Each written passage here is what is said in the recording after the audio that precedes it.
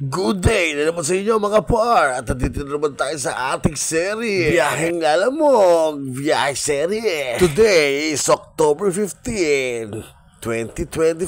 At meron na naman tayo natanggap na booking. At ang pick up nga pala natin dito sa SM City Marilao patungong Kamangyanan sa Damaria. So at nakipagpirma pa si Madam Sungit. At habang bumabaybay tayo at nakatanggap na naman tayo ng pangalawang booking. Opo, tama po kayo. Double booking po ang nangyari sa atin ngayon. Ang pick up po natin ito sa Sterling Marilao. Patungo po ito sa Patubig Marilao lang din po. At ayan po, nagsiselfie pa si Pogi.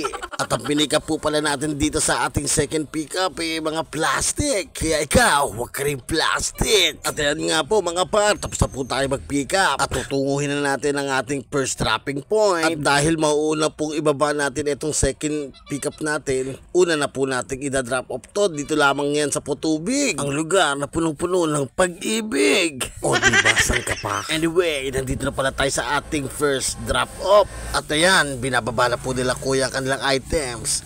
Aha, good items. So tapos na po tayo sa first drop-off natin. Patungo na po tayo sa second drop-off natin. So at ayan na po, nakarating na po tayo sa ating second drop-off. Grabe naman ang lote mo, madam. Yayamanin. So at ayan, pinagtulong-tulungan na nila kuya items.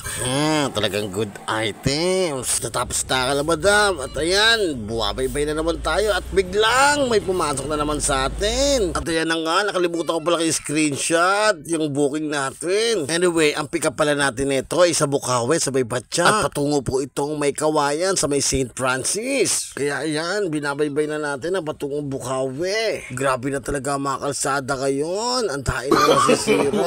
Pero bakit yung mga ayos ang sinisira, hindi yung sira? Ano ba nangyayari sa inyo? Siraan na ba rin kayo? Ay, Diyos ko Lord, baka masira pa ako sa inyo. So ayan po, nakarating na po tayo. Medyo mabusisi lang si Kuya. Pero goods naman yan kasi trabaho talaga nilang magbusisi bago papasukin, di ba? At ayan, nakita ko na si Kuya, ang macho. Grabe. At ayan na nga po, kinakarga na nila ang kanilang mga items. At talagang good items to.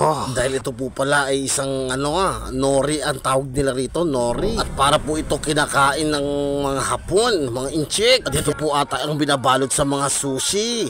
At ayan po, isang kurap lang, nandito na tayo sa ating dropping point. Napagod si Kuya. At naman po, nakatanggap na naman tayo ng booking. At ayan nga po, ang pick up po natin ito sa SM Marilao. At ang drop off point po natin is sa F Valenzuela sa may papuntang Malabon. Anyway, gusto ko pala muna sanang i-greet ang aking kumpare.